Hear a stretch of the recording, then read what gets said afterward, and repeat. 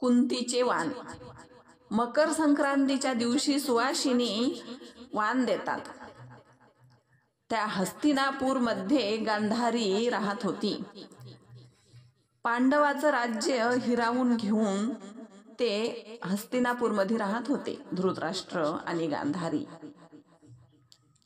पंडू राजा वनामध्ये राहत होता. गांधारी तोऱ्यामध्ये वाण घेऊन आली कुंतीला.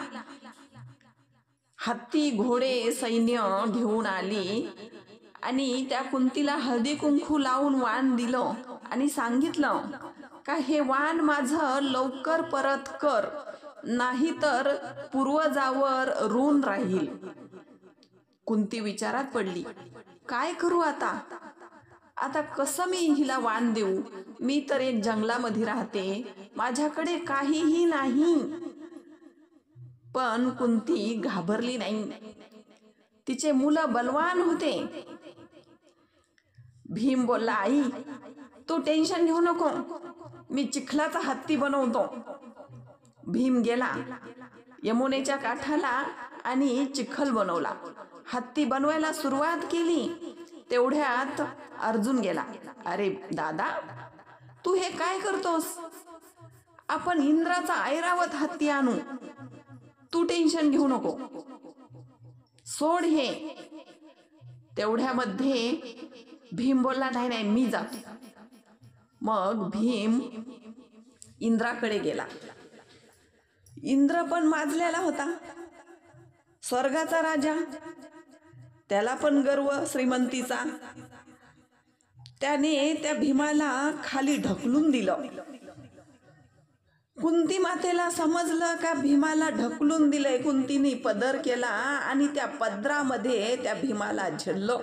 सांगा, एवढी त्या मातेची पात्रता का एवढा मोठा बलवान भीम आणि तिने त्या पदरात झेलावं स्वर्गातून पडलेला? अर्जुनाला खूप राग आला. अर्जुनाने धनुष्यबाण काढला आणि स्वर्गामध्ये पाठवला. इंद्र घाबरून त्याने ऐरावत हत्तीला पाठवलं आणि कुंतीने आनंदात वाण दिलं. ऐरावत हत्तीवर बसली कुंती आणि त्या गांधारीचं उसनं फेडलं. कुंतीला महत्व आहे, गांधारीला नाही. जी गर्वाने तापलेली होती श्रीमंतीच्या याच्यात, ती हरली आणि कुंतीचा विजय झाला. म्हणून कुंतीचं वाण म्हटलेलं आहे, गांधारीचं नाही.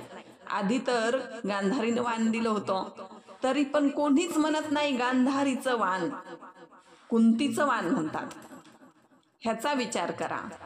राजा राज्य उपभोगायला भेटलं नाही पंडू राजाला, तरी पण पंडू राजा म्हणतात. धृतराष्ट्राला राजा कोणीही म्हणत नाही, धृतराष्ट्रच म्हणतात आणि आंधळाच म्हणतात. हे लक्षात घ्या. दुसऱ्यांचं हिरावून घेतलेलं धन काहीही कामी येत नाही. स्वकष्टाने आणि सत्याने कमवलेलं तेच खरं आणि त्याचीच कीर्ती होते, ही लक्षात ठेवा.